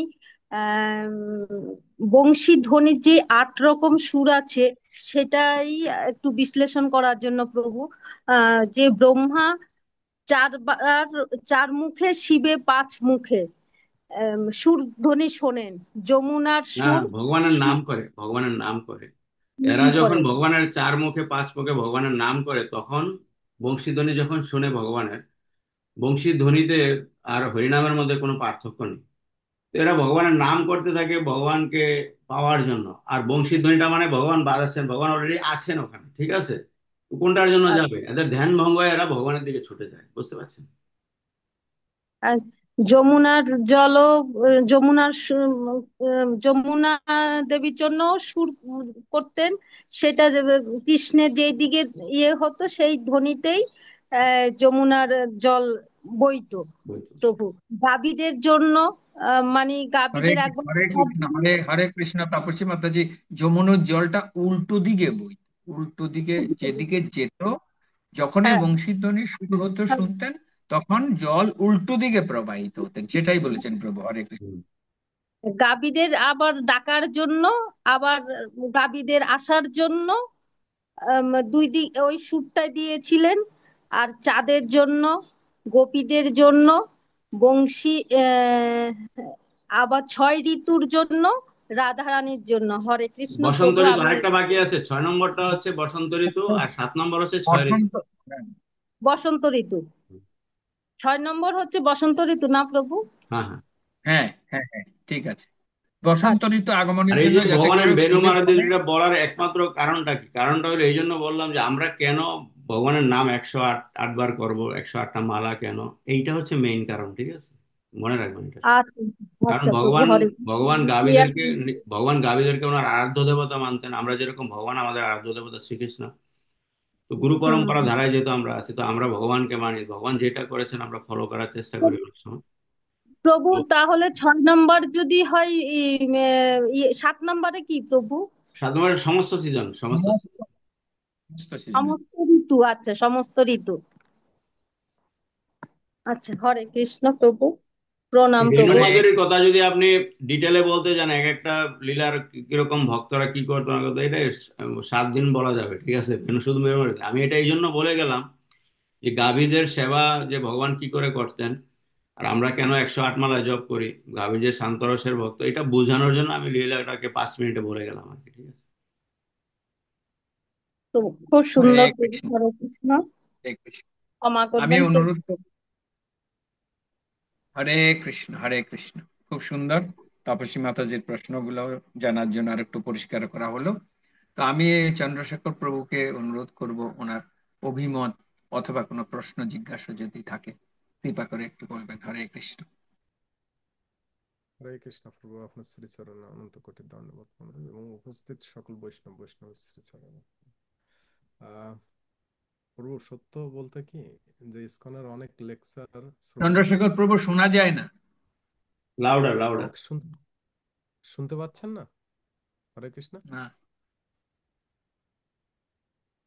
হরে কৃষ্ণ। শুনতে পাচ্ছেন? হ্যাঁ, এবার শোনা যায়, তারপরও খুব ছোট ছোট শোনা যায়। ছোট কেন শোনা যাচ্ছে? কৃষ্ণ। শুনতে পাচ্ছেন এখন? হ্যাঁ, বলুন। হরে কৃষ্ণ। না, আহ আরেকটু বাড়াতে হবে, সাউন্ড বাড়াতে হবে। অথবা আপনি আপনি মাইকের আরো কাছে আসেন, মানে যেখানে আপনার কম্পিউটার বা মোবাইলের মাইকটা আছে, আর কাছে এসে বলুন। উম, হরে কৃষ্ণ, এখন কি বেটার শোনা যাচ্ছে? ঠিক আছে প্রভু, ঠিক আছে, ঠিক আছে। হরে বলেন। কৃষ্ণ। হরে কৃষ্ণ। আহ বলতেছিলাম যে প্রভু, আহ অনেক লেকচার তো আমরা শ্রবণ করি, কিন্তু এই যে মাধুর্য রসের আপনি এই যে এত সুন্দর ক্লাস দিলেন, বিরল। এইটা হচ্ছে বিরল, এইটা আমি খুব কম শ্রবণ করি। এরকম ক্লাস আমি আমার জীবনে, আমি যদিও ক্ষুদ্র অল্প কয়েকদিন এসেছি, কিন্তু তারপরেও এই মাধুর্য রসের এই যে লীলা, এইটা এখনো আস্বাদন আমি খুব সচরাচর পাই না। খুব ওই যে আপনি একটা কথা বলেন যে 99% শোনা যায় না, সত্যি 99% শোনা যায় না। আর আপনার ভিতরে যে এত মাধুর্য প্রেম আছে ভগবানের, যে আপনি এত সুন্দর করে মানে আমাদের শোনালেন। কিন্তু আমার সব থেকে ভালো লেগেছে একটা জিনিস, সেটা হচ্ছে কৃষ্ণ ভগবানের থেকে ভালো সেবক আর কেউ নেই। কেন জানেন? যে আপনি বললেন যে কত সুন্দর যে, মা আমাকে জুতা দেবে তো, তা আচ্ছা, যদি আর ওই 9 লক্ষ গাভীকেও জুতা দিতে পারো তাহলে আমি জুতা পরবো। মানে সেবার যে প্রবৃত্তি কেমন হওয়া উচিত, গুরুদেবের প্রতি সমর্পণ, শিক্ষা গুরুদের উপর সমর্পণ, আমি এখান থেকে এইটা রিয়েলাইজ করতে পারলাম। সাতা আচ্ছা ঠিক আছে, অসুবিধা নেই, সেম ফিলোসফি। তো এই সকল ফিলোসফি আমরা কেন শিখি, এত বুক স্টাডি করি, অন্তিমে যে এই একটাই জানার জন্য যে কৃষ্ণ স্থিত ভগবান স্বয়ং বলতে, essence of all the Vedic literature is what, know about Krishna. তো যিনি এই কৃষ্ণকে জেনে গেছেন না, তিনি হচ্ছেন ওই মাধুর্য রসে অবস্থান করতে পারেন। ফিলোসফি সবকিছু কেন, ভগবানকে জানার জন্য। কিন্তু অন্তিমে এসে কিন্তু ওইটাই যে কে, কে ওই রসটা আস্বাদন করছেন, সবাই খুঁজতেছে ওই রস, ওই বিভিন্ন ওয়েতে। আপনাকে সত্যি মানে কিভাবে বলবো আমি জানি না, যে কৃষ্ণ ভগবান এত ভালো সেবক, তিনি আমাদেরও সেবা করতেছেন, গাভীদের সেবা করতেছেন। মানে আর আপনি সেটি আস্বাদন করতেছেন এত সুন্দরভাবে, এবং আমাদেরও আস্বাদন করাচ্ছেন। 108টা নাম ভগবানের আমরা মালাতে কেন নিই, আগে পরে আমি অনেক শুনেছি, কিন্তু এইটা কিন্তু আমি শুনিনি। যে আহ মানে গোপীদের আহ মানে এই যে অষ্টসখীর আরো 8 জন করে সখী আছে, তা 8 8 64, তারপর ভগবানের কয়জন ফ্রেন্ড আছে, তারপর ব্রহ্মা বিষ্ণু মহেশ্বর, এরকম অনেক শুনেছি। কিন্তু এইটে আমি এই ফার্স্ট টাইম এইটা আমি আর কখনো কোথাও শুনিনি। আর তার থেকে আরো বেশি ভালো লেগেছে যে এই যে 8টা ভগবানের এই যে বেণু মাধুরী, এই যে 8টা সুর বাজান, কেন বাজান, কাকে আকৃষ্ট করার জন্য সত্যি পড়বো অনেক। আমি বারবার এই আপনি রেকর্ডিংটা অবশ্যই পাঠিয়ে দিবেন। আমি আরো বারবার আস্বাদন করতে চাই যেন সেটা আমার মেমোরাইজ হয়ে যায়। এখানে অনেক কিছু কি সবকিছুই নিতে হবে, এটা বেনু দুর্লভ। মাদুরিটা আমি সংক্ষিপ্তভাবে কেন বললাম, এটা আপনাদের মনে থাকবে অনেক দিন, ঠিক আছে? এই জন্য আজকে একটু হ্যাঁ, টাচ দিয়ে গেলাম।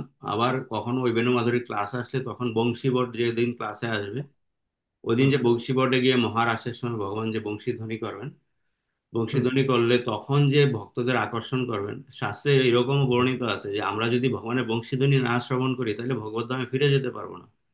এখন correct। কোশ্চেন আসে যে আমরা বংশীধ্বনি তো আমরা কি করে শুনবো, আমরা থাকি আমেরিকাতে, ভগবানের বংশী শুনবো কি করে? তখন প্রভুপাদের এর ব্যাখ্যা দিয়ে গেছেন, ঠিক আছে? প্রভুপাদ বলে গেছেন যে বংশী কে বাজাতেন? ভগবান শ্রীকৃষ্ণ। চৈতন্য বাবু কি বাজান? মৃদঙ্গ। মৃদঙ্গ বাজিয়ে হরিনাম সংকীর্তন করেছেন। তো চৈতন্য মহাপ্রভুর যে হরিনাম সংকীর্তনে যারা অংশগ্রহণ করবেন, তারাই ভগবানের এই মৃদঙ্গের আওয়াজ আর বংশীধ্বনির মধ্যে কোনো পার্থক্য নেই, ঠিক আছে? হরে প্রভুদের হরে বর্ণনা হরে। করে গেছে। তো এইটা কেউ ভাববেন না যে মানে এই যে মাধুর্য রসের আলোচনা করলে, চৈতন্য মহাপ্রভু কি করে আমাদেরকে মাধুর্য রস দান করে গেছেন, এই রামানন্দ রায়ের সাথে চৈতন্য চৈতন্যতে আছে, চৈতন্য মহাপ্রভুর যে কথোপকথন আছে, ওইটা আমরা আমাদের ক্লাসের শেষের দিকে গিয়ে, এখন নয়, আমি বিগিনিং এ আমি নিজেও তৈরি হচ্ছি, সবাইকে একটু রেডি করে নিচ্ছি যে আস্তে আস্তে শুনতে শুনতে শুনতে শুনতে তারপরে টপমোস্ট পর্যায়ে যাবে। রাধারানী যে যাবটের লীলা আছে ওই লীলা শ্রবণ করবে, বংশীবটের লীলা শ্রবণ করবে, এখন নয়। হয়তো দেখা যাবে আমাদের ক্লাস যদি 1 বছর 2 বছর 3 বছর কন্টিনিউ হয়, শেষের দিকে গিয়ে এটা বলবো। এখন বললে না, আমি নিজে ওটার পাত্র না, না যারা শ্রবণ করার আছে এরা হয়তো অনেকে ওই পাত্রে এখনো নেই, ঠিক আছে? অনেকে কেউ হয়তো আছেন। তো এই জন্য আমি ওই লীলাগুলো এখন টাচই করছি না, কারণ হলো কি আস্তে আস্তে আমরা উপরের দিকে যাব, ঠিক আছে? বুঝতে পেরেছেন? আর আমরা হ্যাঁ, সবাই মাধুর্য রসে আছি, কি করে আছি এইটাও শেষের দিকে বলবো, এখন বলবো না। হুম, কেউ বলবে আমরা বৈধি ভক্তি করছি না, আমরা রাগানুগা ভক্তি করছি সবাই, এই পয়েন্টটা জেনে নেন সবাই। আর এই পয়েন্টটাকে আমি রিভিল করব আমরা একদম ক্লাসের অন্তিম অন্তিম সময়, মানে কাজ যদি লং টাইম রান করে তখন গিয়ে লাস্টের দিকে আমরা বলবো কি করে আমরা রাগানুগা রাগানুগা ভক্তি করছি, ঠিক আছে?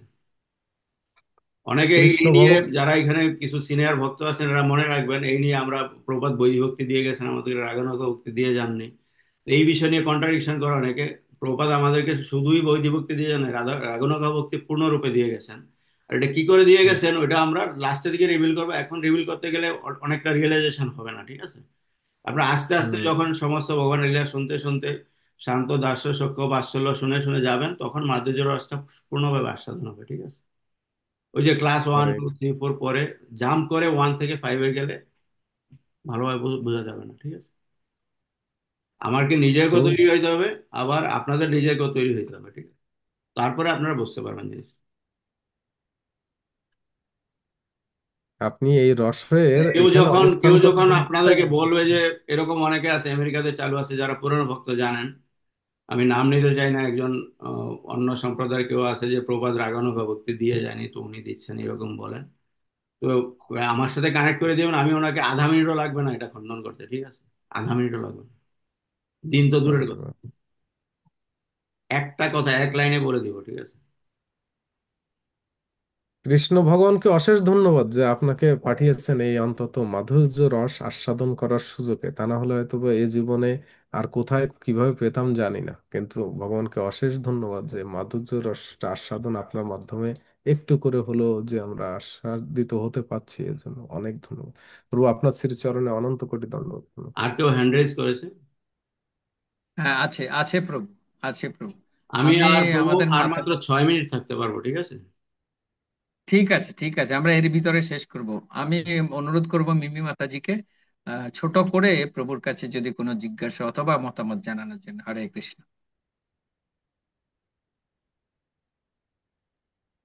মিমি হরে মাতাজি কৃষ্ণ। যদি না থাকে, আমি হরে কৃষ্ণ প্রভু। ও মানে ভগবানের সেবায় ব্যস্ত আছে, আপনি কৃপা পূর্বক হরে কৃষ্ণ। নেক্সট। মিমি মাতাজি যদি যদি সুযোগ হয় তাহলে করবেন। আমি পুষ্পা মাতাজিকে অনুরোধ করব যে ওনার অভিমত প্রকাশ করার জন্য। হরে কৃষ্ণ। হরে কৃষ্ণ। প্রভু আপনার চরণে আমার সশ্রদ্ধ প্রণাম। সকল বৈষ্ণব বৈষ্ণবীদের চরণে আমার সশ্রদ্ধ প্রণাম। গলগুলুষ্টুসুল প্রপাত প্রপাত কি জয়। প্রভু অনেক সুন্দর, এত সুন্দর করে মানে বৃন্দাবনের যে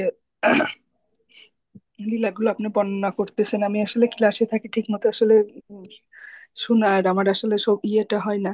তো তারপর আজকে যতটুকু শুনলাম আমি চেষ্টা করব পরবর্তীতে চন্দ্রশেখর প্রভুর মাধ্যমে রেকর্ডিং গুলো নিয়ে একটু শোনার জন্য। তো আজকে যতটুকু শুনেছি তার মধ্যে মানে খুবই ভালো লাগছে যে আপনি যে ভগবান যে মানে গাভীদেরকে সেবা করেন এবং ভগবান যে গাভীদের প্রভু, এই যে ভাবটা ভগবান যে নিয়েছেন, মানে এটা কত বড়। তাহলে আমরা আমাদের কি করা উচিত? তো এটা কি যে ভগবান নিজে নিজেকে হচ্ছে মানে যে সেবা করার যে ভাবটা মানে উনি নিয়ে আমাদেরকে শিখিয়ে গেছেন, তাহলে আমাদের ভাবটা কেমন হওয়া উচিত? এটা আমি চিন্তা করছিলাম যে আমরা তাহলে কোন পর্যায়ে আমাদেরকে ওইভাবে চিন্তা করতে হবে যে স্বয়ং ভগবান উনি দাস রূপে গাভীদেরকে সেবা করে এবং গাভীদেরকে প্রভু বানায় ইয়ে করছে। খুবই ভালো লাগছে এটা। আর প্রভু আমি আর একটু আমিও একটু সেবার মধ্যে আছি, তো তো আহ, মানে ওইভাবে শুনতে পারিনি এই যে 108টা 108-এর উপরে আপনি কতটুকু একটু বলছিলেন, যদি আরেকটু সংক্ষেপে বলেন তাহলে আমি আসলে খুবই উপকৃত হব। যে একশো আমরা আটটা 108টা গাভী, মালা গাভীর জপটা। প্রকারভেদ নাকি? না, নাকি হ্যাঁ, আপনি এটা জানতে চান যে ভগবানের 8 প্রকার বংশীধ্বনি কোনটা? হ্যাঁ, 8 প্রকার বংশীধ্বনি ওইটা আমি একটু শুনছি, মানে ওই যে রিলেটেড করছিলেন যে 108টা মালা, তারপরে একশো আচ্ছা, আমি আটের বলছি সঙ্গে বলছি শোনান, বুঝতে পেরেছি প্রশ্ন। ভগবানের যে গাভীদের মেইন 4টা কালার হয়, কালো, সাদা, হলুদ, লাল। আর 4টা কালারের মধ্যে এক একটা কালারের মধ্যে মিক্স কালার 25টা করে হয়, ঠিক আছে?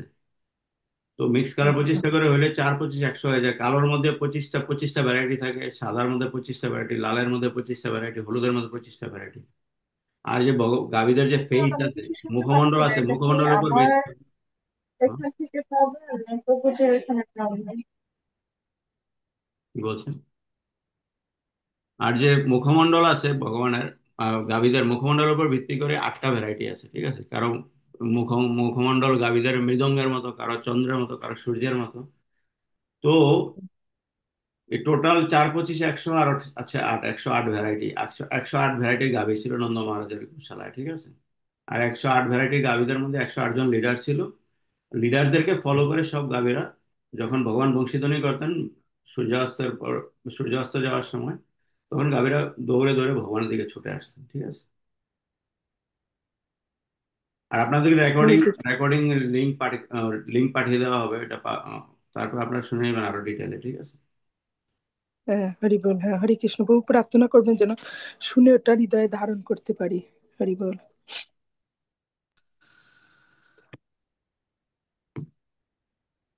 হরে কৃষ্ণ। আমি একটু সুযোগ নিচ্ছি, প্রভুকে একদিন অনুরোধ করব আমাদের যে গিরিরাজের পেছন থেকে একদম যদি একদিন ক্লাস রাখেন আর কি। হ্যাঁ, গিরিরাজের উৎপত্তি, গিরিরাজ কিভাবে এখানে এসছে বৃন্দাবনে, সব মিলিয়ে যদি একদিন ক্লাস দেন। হরে কৃষ্ণ।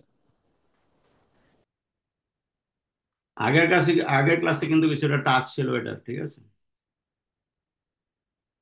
হরে শালবন কৃষ্ণ। থেকে, হরে শালমলি দ্বীপ থেকে কি করে গিরিরাজকে নিয়ে আসলেন পুলস্ত্য ঋষি।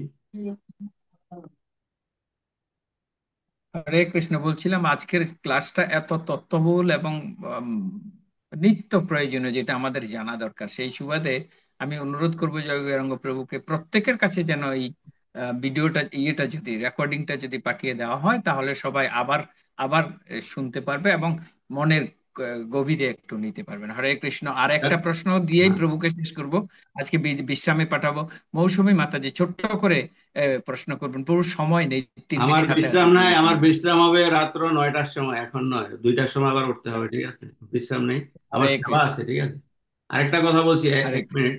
ওই জয় গৌরাঙ্গপুর প্রথম ক্লাসের পরে বলছিলেন যে এত ইনফরমেশন প্রভু, একটু কম ইনফরমেশন দেন, কাজটা ছোট করেন। এখন আস্তে আস্তে ইজি হয়ে আসছে কিনা, আস্তে আস্তে বুঝতে পারছেন তো আপনারা? এখন এখন হরে ইজি হয়ে কৃষ্ণ। আসছে হ্যাঁ, তো হ্যাঁ, ধীরে ধীরে।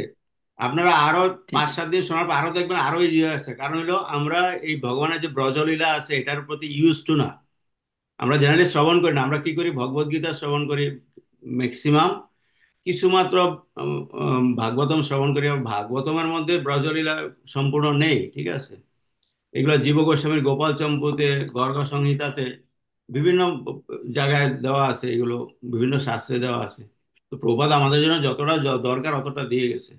আর ভগবানের ব্রজলীলা আপনি যত ধীরে ধীরে যত উপরের দিকে যাবেন, ক্লাস 1 থেকে শুরু করে, তত আপনাদেরকে সুন্দর আস্বাদন হবে। আর যখন মাঝামাঝি পর্যায়ে যাবেন দেখবেন যে আপনার সমস্ত কিছু ইজি হয়ে যাচ্ছে, কারণ লিঙ্ক হয়ে যাচ্ছে একটার সাথে আরেকটা।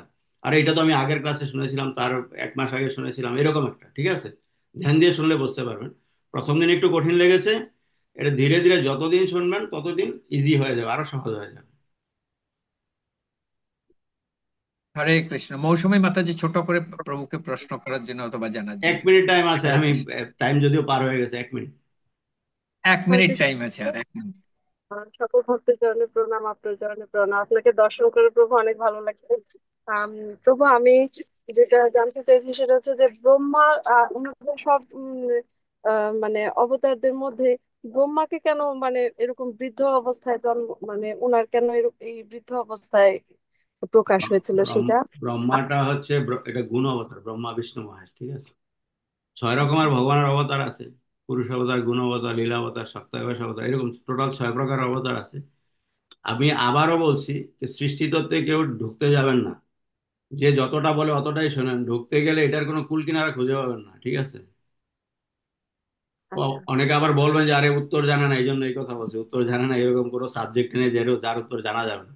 আমি সবসময় বলি আমি না জানলে আমার সাথে এরকম ভক্তদের কানেকশন আছে, এরা সমস্ত কিছু জানে, শাস্ত্রে যা যা আছে সম্পূর্ণ পড়েছে, একটা ফোন করলে বলে দিবে সমস্ত কিছু।